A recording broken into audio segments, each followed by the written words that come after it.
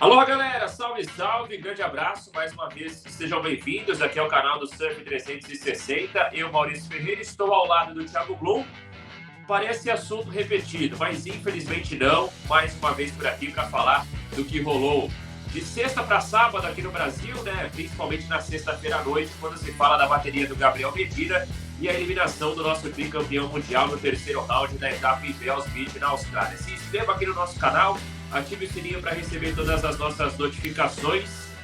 Então vamos lá. É muito difícil, eu fiquei pensando como eu abriria aqui esse nosso vídeo de hoje no canal do Surf 360, até para tentar fugir um pouquinho, né, de tudo aquilo que a gente já vem falando. Já falamos essa semana também daquela bateria polêmica envolvendo o Ethan Newey e agora mais uma vez atingindo os brasileiros, especificamente o Gabriel Medina, que na noite dessa sexta-feira foi eliminado no terceiro round em Bells Beach, na Austrália. Não tem mais a chance de conquistar esse que seria um título ainda inédito na carreira dele. O Gabriel, no terceiro round, foi batido pelo Cole Hausmann, e claro que a gente vai detalhar tudo por aqui para explicar direitinho o que aconteceu nessa bateria. Estou ao lado do Thiago Blum, já vou passar a bola para ele, mas o Gabriel vencia a bateria, faltavam ali pouco menos de 2 minutos para o término dela. O americano precisava de um 6,98, o Gabriel tinha prioridade. Ali nós, inclusive, já imaginávamos que estava tudo certo, tudo garantido para a classificação do brasileiro às oitavas de final. Veio uma onda que não foi a da série, não era uma onda da série. O Gabriel não exerceu essa prioridade, tanto é que no momento a gente até pensou ali numa possibilidade do Gabriel ter bloqueado o Cole Hausmann. Isso não aconteceu. O americano foi para a onda, sem tamanho, sem força, e simplesmente, meu caro Thiago Blum, conseguiu dos juízes um inacreditável 7,47, o suficiente para passar o Gabriel Medina, pular para a liderança da bateria e avançar às oitavas de final. É difícil a gente tentar encontrar explicações para os 7,47 que foram dados ao Cole Hausmann nessa onda, essa nota que ele recebeu. A gente vai tentar por aqui detalhar e tentar explicar um pouco do que está acontecendo também, porque, obviamente, a revolta, mais uma vez, brasileira é grande no circuito mundial. Tudo bem, Blum? Um abraço. Fala mal, pessoal ligado aqui no canal. Verdade, verdade tudo que você falou e a gente vai analisar. Tá ficando chato. Tá ficando chato toda vez ter que falar da arbitragem, toda vez ficar de olho grande na arbitragem, mas, de fato, mais uma vez, houve essa polêmica e a gente recebeu todo tipo de mensagem. Nossa caixa de mensagem do Instagram estourou, muita gente falando, roubo, garfada, tá programado, jogo de apostas, casa de apostas. Assim, eu, Thiago Blum, ainda prefiro não acreditar em nenhuma dessas coisas. Conspiração, jogo de cartas marcadas. Eu amo o esporte, eu prefiro não acreditar ainda nisso.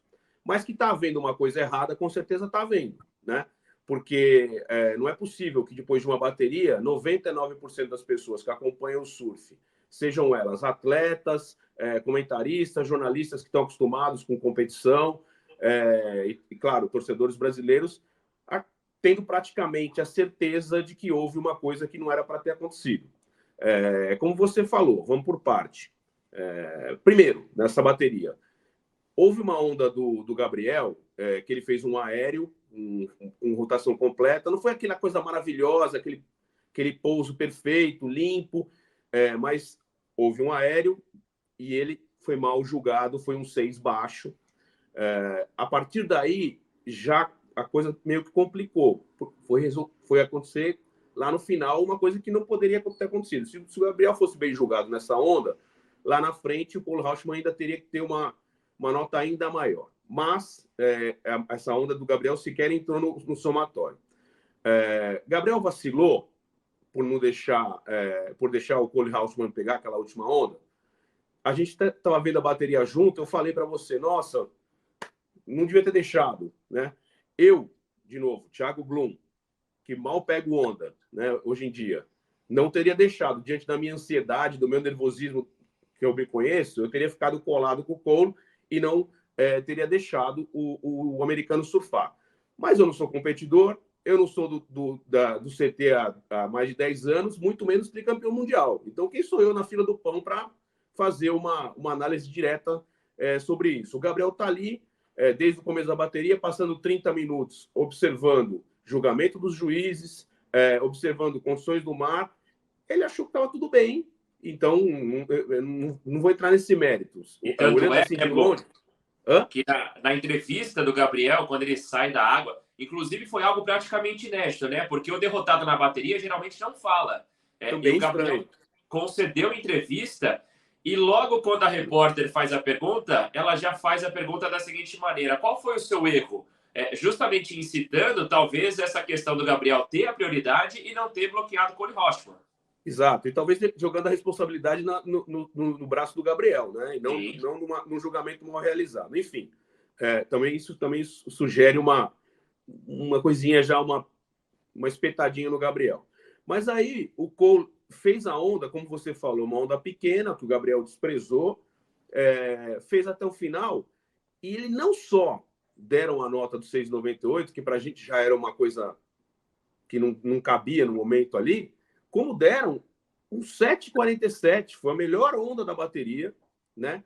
E aí, o que me parece? Claro que eu assisti a bateria de novo, todas as ondas de novo, avaliei, e o que me parece, sendo esse 7,47? Ele precisava de 6,98. Vamos dizer que dessem 7 para o Cole. Aí, assim, eles iam dar motivo, assim, nossa, por só um pouquinho, que absurdo, foi roubado, não sei... Aí eles jogaram quase meio ponto acima, né? Meio ponto acima do que ele precisava, como se dissesse, olha, não temos dúvida nenhuma. Discutível. Ele foi realmente melhor, ele mereceu, a nota foi lá para cima.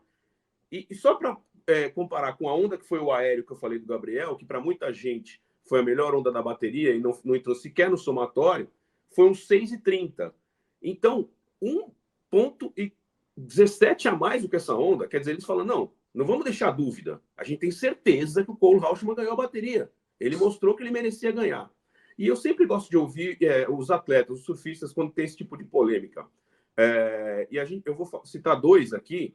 Um deles é o Michael Rodrigues, que comentou justamente no nosso post, e ele simplesmente escreveu. E assim, é legal ouvir o atleta, porque o atleta está acostumado a ver bateria da areia, bateria da televisão, fazer análise das ondas, está acostumado a julgamento, está acostumado a estar dentro da água e ver o outro atleta surfar e fazer comparações. O Michael Rodrigues disse simplesmente: inacreditável, inaceitável.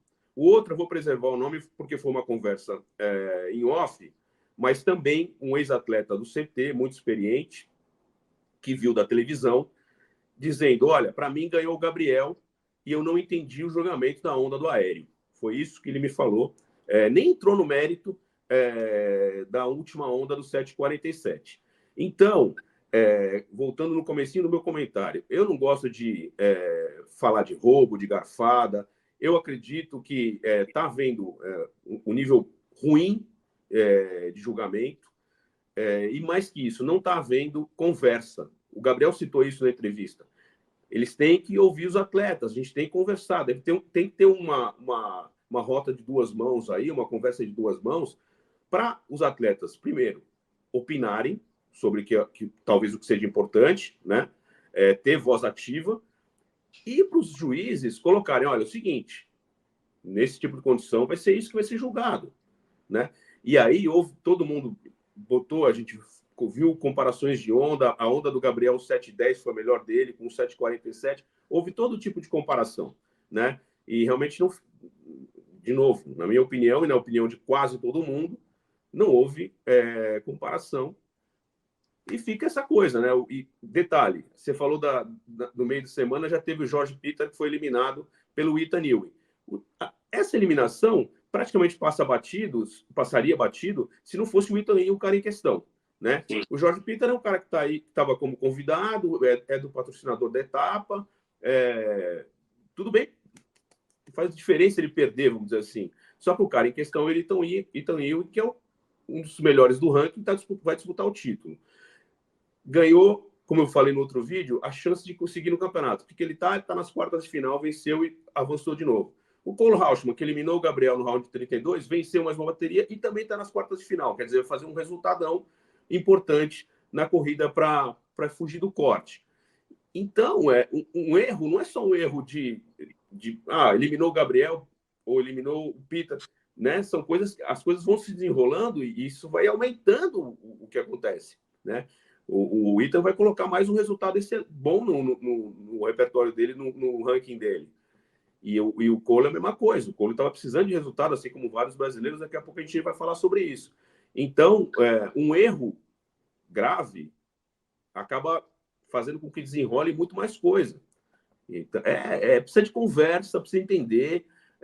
Ninguém mais está entendendo. E, claro, fica essa coisa em relação aos brasileiros, porque os brasileiros dominavam e dominam o circuito mundial já há algum tempo e acaba parecendo, ou praticamente claro, que são alvos para que o cenário mude completamente. Alguém no nosso Instagram também comentou, olha lá, todos os queridinhos do American Storm, da Califórnia, estão na próxima fase. De fato, passaram, né? Então, as coisas vão se combinando ali para que pareça uma conspiração, uma perseguição. Eu prefiro ainda não pensar nisso, não falar sobre isso, mas sim num julgamento equivocado e falta de conversa entre as partes. Porque tudo conspira exatamente pelo fato de 99% dos casos rolarem com surfistas brasileiros, né? Então isso vai aumentando essa desconfiança de que, opa, alguma coisa está acontecendo e é preciso que isso venha à tona, que isso seja discutido exatamente. E acho que parte também ali de uma união dos atletas. O Gabriel já tem tentado, né? Ele tem se posicionado desde a etapa na piscina no ano passado, o Ítalo também publicamente. Você citou dois surfistas com quem você conversou, Thiago Blum. Tivemos também o posicionamento do Felipe Toledo, dizendo que nada contra o Cole Rauschmann, mas não foi uma nota para que ele pudesse virar essa bateria contra o Gabriel Medina. Então os atletas têm se posicionado e acho que essa força agora ela vai ser necessária também, porque a gente precisa entender o que está acontecendo. Não dá para fingir naturalidade, normalidade com tudo o que está acontecendo. Os brasileiros continuarem sendo prejudicados. Então, é importante que os atletas se posicionem. Obviamente que alguns atletas têm um peso maior nessa discussão. O próprio Gabriel Medina, o Felipe Toledo, o Ítalo, por serem campeões mundiais. Mas é preciso um todo. Todos os brasileiros, principalmente do CT, mas acho que do surf brasileiro de uma maneira geral também, se posicionarem em relação a isso.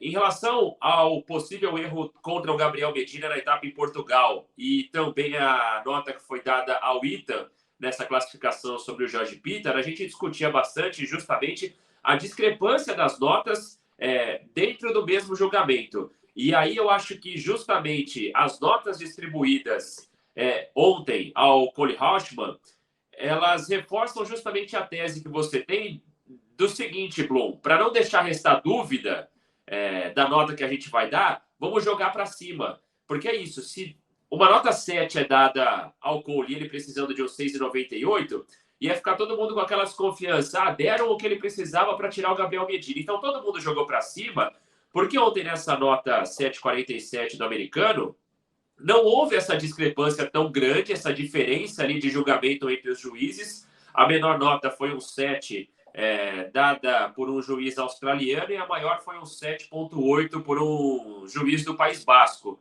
Então, assim, 0,80, mas ainda inferior ao que a gente estava vendo do Gabriel Medina em Portugal, a nota que foi dada também ao Ethan Newey. Então, acho que isso reforça um pouco da tese que você tem de seguinte...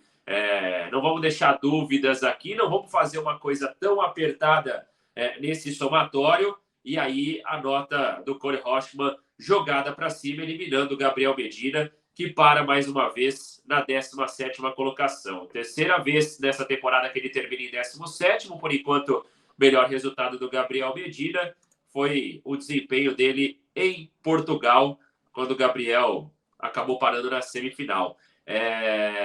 E claro, né, Thiago Blum, foi um dia terrível, obviamente, por tudo isso, né? Porque, mais uma vez, a gente está aqui falando de juiz, está aqui falando de arbitragem, de distribuição de notas, sendo que a gente queria estar falando só do que está rolando dentro da água. Mas um dia terrível porque, além do Gabriel Medina, o Brasil também perdeu todos os outros brasileiros envolvidos nessa disputa. O Samuel era o único que já tinha competido pelo terceiro round. Estava classificado, avançou as oitavas de final. Depois, nas oitavas, também tivemos a eliminação do Ítalo Ferreira. O Ítalo acabou eliminado também e já se despediu. Ítalo no round 32. No round 32, isso mesmo, o round do Gabriel Medina. Isso. Gabriel e Ítalo caíram no round 32, o terceiro round. Também. Assim como o Miguel Pupo. Iago Dora e Caio Belli ainda avançaram às oitavas de final, como o Samuel Pupo. Mas depois das oitavas, todo mundo eliminado. O Samuel caiu para o sul-africano Matthew McGlivery, o Iago Dora para o Cade Madison e o Caio Belli se despediu para o Rio Aida, ou seja, na chave masculina, Thiago Blum. Não temos mais participantes brasileiros, todo mundo já eliminado. E aí, obviamente, começa a ficar uma preocupação maior quando a gente olha para o ranking nesse momento. Lembrando que teremos depois mais a etapa em Margaret River para definição ali do corte de meio de temporada, os 22 que seguem na disputa. Por enquanto, só Iago Dora, Ítalo Ferreira e Gabriel Medina estariam dentro dessa zona de corte para que eles possam seguir a segunda metade do calendário, Blum. E só para completar, como você falou, né, houve uma onda de derrotas de brasileiros. Para completar essa história da arbitragem, vale lembrar ou dizer que uma derrota do jeito que foi do Gabriel acaba causando vamos dizer, uma pressão psicológica no time brasileiro. Por quê? O cara já entra na água falando, olha, estão perseguindo, estão nos roubando, estão querendo nos prejudicar. Então, isso pode, com o tempo, não necessariamente ontem, mas nas próximas etapas, fazer com que os brasileiros tenham que elaborar um plano, uma tática, um jogo diferente do que está acostumado, né? E, realmente, o impacto que causou a derrota do Gabriel muito provavelmente tenha incomodado a cabeça dos outros brasileiros nesse sentido.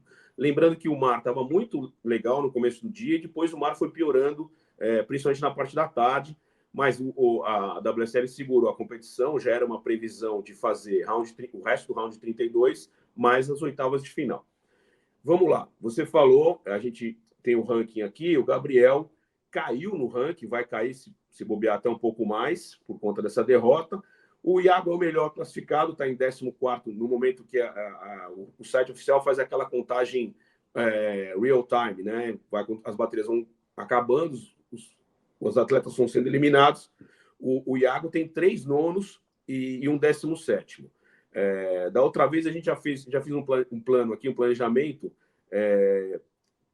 já tentando descartar a pior nota, porque dos 5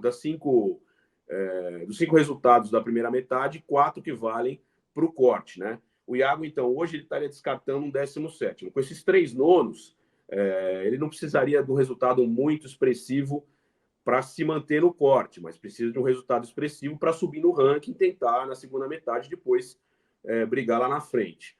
O Ítalo tem um 5º, um 9º e um 17º, e 2 17º, desculpa. Então, ele estaria descartando um 17º, mas já levando um resultado desse ruim para a segunda metade, se ele escapar realmente do corte. O Gabriel, se lembra mal no ano passado, quando a gente falou, nossa, o Gabriel começou muito mal, antes de vencer em Margaret River, foram 4 nonos, né? Ele, perdendo as oitavas de final em todas as etapas, só foi ganhar um resultado bom em Margaret River. Esse ano ele está ainda pior, cara, né? Começou ainda pior. Foram 3 17º e só um terceiro lugar. Então, o Gabriel, por incrível que possa parecer, corre um certo risco ainda aí de não pegar o corte. Ele vai precisar de um bom resultado lá em Margaret. Os outros 4 brasileiros, a situação ainda é mais perigosa. Eles têm praticamente o mesmo cenário se a gente levar em conta o descarte já do primeiro resultado ruim. O Miguel tem 3 17º e um 9º. Então, ele já descartaria um 17º, levaria para Margaret 2 17º e um 9º, precisando de um resultado bom também. O Caio tem um 9º de ontem, né, dessa etapa de Bells, um 33º, esse aí ele vai ter que descartar, e 2 17º. Ou seja, seria mais ou menos a mesma situação que o Miguel. O Caio está mais abaixo, e ele tem o mesmo cenário que o Samuel também. O Samuel tem um 9º e 3 17º igual o irmão, igual o Miguel, mesma situação. E o David Silva também é a mesma situação, porque o David tem 3 17º e um 33º. Só que o caso do David, ele só vai precisar, esse sim, de um resultadaço. Eu não fiz as contas aqui, eu sou péssimo em matemática, ficar fazendo ir para lá, para cá, quanto é que soma, não dá para saber muito bem, mas realmente é o que está em pior situação, os quatro correndo riscos. Incrível, né? A gente não teve já no começo do ano o João Chianca machucado, o Felipe pediu uma dispensa, aí se afastou do circuito nesse ano. Então, vale lembrar, para quem não sabe, além do corte para se manter na segunda metade desse circuito, quem permanecer entre os 22 melhores já se reclassifica para o CT do ano que vem. Então, pensando já até no ano que vem, o Felipe, se voltar, que vai voltar no ano que vem. O João, como lesionado, deve ganhar uma das vagas da WSL. Então, a gente teria já 2 brasileiros. E a gente corre o risco de ter só 5 na primeira divisão, se passarem os 3 que estão ali na linha de corte, né? E esses 4, se não passarem, a gente lembra também que vão para o Challenger Series em busca da reclassificação. Foi como o Samuel, no ano passado, conseguiu voltar para o CT. Então, um caminho tortuoso, complicado, difícil. Essa etapa de Margarete realmente vai ser muito, muito, muito equilibrada e muito tensa para os brasileiros, porque o que a gente viu com o Samuel ano passado, a gente vai ver com o Caio e com o Miguel também, e de novo com o Samuel esse ano. E não dá tempo, né? Encerrada a temporada de Margarete, já começa o Challenger. Então, assim, para quem não se reclassificar diretamente para temporada de 2025 do CT, essa virada de chave ela é muito rápida, né? Então, exige muito do aspecto mental também. Fazendo uma matemática aqui bem simples, né, Blum, e olhando para a situação do DVD, principalmente, que é o pior brasileiro ali dentro desse ranking mundial, acho que no caso do DVD é de semifinal para cima. E ainda, obviamente, dependendo de uma combinação de resultados, né? Porque tem muita gente acima ali do DVD. É difícil, Caso né? ele pegue uma etapa típica com essa galera da parte de baixo da tabela também indo bem, talvez uma semifinal não seja o suficiente também para o David Silva se manter entre os reclassificados já a segunda metade da temporada. E só para ter uma ideia, o impacto que causa um bom resultado, ou uma quarta de final, semifinal. O Cole Hauschmann entrou na zona de corte, né, na zona na bolha, e ainda pode melhorar o resultado porque ele está classificado nas quartas e pode chegar até o título, por que não? O Cade Madison, que estava lá para baixo, também já subiu, está praticamente em 23º e também tem chance de conseguir um resultado expressivo. O Crosby Colapinto, que eliminou o Miguel, mas perdeu para o irmão Griffin nas oitavas, já carimbou o corte, né? Junto com Kanoe Igarashi, com Baron Mamiya, Jack Robinson, Jake Marshall, que está em 4º lugar e está muito bem esse ano, também uma surpresa, John Flores, Ethan Ewing e o Griffin Colapinto. Todos esses já carimbaram o corte. Mas tem gente ali muito próximo disso. Leon O'Brien, George Smith, Leonardo Fioravante, Conor O'Leary, o Rio Aida, que ainda está na competição. Todos esses caras estão na frente dos brasileiros. E eu só não fiz uma análise, não deu para fazer ainda, Mal, a análise do desempenho, né, dos atletas. A gente não falou. O Ítalo, cara, não se encontrou na bateria dele contra o Rio. O Caio, quando foi eliminado também pelo Rio Aida, o mar estava bem ruim, foi a última bateria do dia, mas o Rio surfou muito bem essas 2 baterias, uma estratégia contra o Ítalo, principalmente, muito interessante, e o Ítalo sucumbiu. O Iago não surfou como ele pode surfar, como a gente sabe que ele pode. O Miguel também fez uma bateria muito equilibrada, poderia ter passado o Crosby. E o Samuel, a bateria do Samuel Pupo, cara, também foi muito equilibrada, cara. E a última onda do Matthew McGillivray, que foi no último momento da bateria mesmo, e ao contrário da bateria do Gabriel, o Samuel também tinha prioridade, só que o Samuel segurou essa prioridade, bloqueando o Matthew no finalzinho, fez a onda que tinha que fazer, e segurou não deixou o Matthew surfar, só que veio uma onda ainda melhor atrás, e eles deram um 7,77 para o Matthew McGillivray, que na hora eu falei, nossa, cara, essa onda perto do 8, eu acho que foi exagerada a nota, mas não foi ele fez o que ele precisava, né? Não foi o Samuel não foi prejudicado, e foi uma pena porque o Samuel, junto com o Gabriel Medina, tinham sido os 2 melhores brasileiros nos primeiros dias e realmente precisava de resultado. Então, esses caras têm que colocar principalmente os 4 que estão ali na zona de degola, vamos dizer assim, além da parte técnica, tática, tem que ter um mental muito forte para encarar essa última etapa, porque realmente o corte não perdoa e todo mundo tá brigando. A gente já sabia desse equilíbrio, né, Mal? A gente sempre fala que esse ano, sempre falou que esse ano o campeonato seria equilibrado, mas a gente não imaginava, nem o mais pessimista dos torcedores brasileiros pensava que a gente fosse chegar nesse momento, nessa situação. Realmente um ano bem abaixo do que a gente esperava, e vamos torcer para que em Margarete a coisa mude e o time brasileiro siga forte na segunda metade. Bom, que essa situação ela possa ser revertida também na etapa em Margaret River, que a seleção brasileira tenha bons resultados para classificar o maior número de atletas já para a segunda metade do calendário.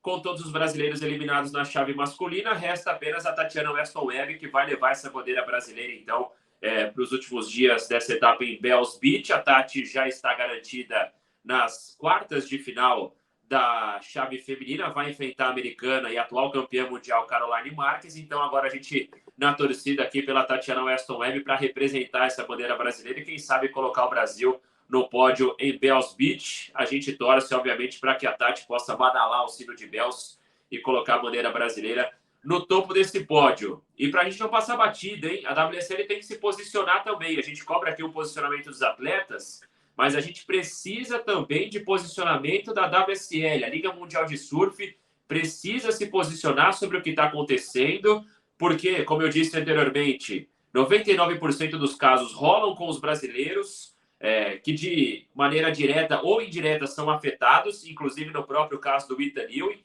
Então a entidade também precisa de um posicionamento. Não basta só divulgar ali quais serão os critérios das notas antes de cada etapa.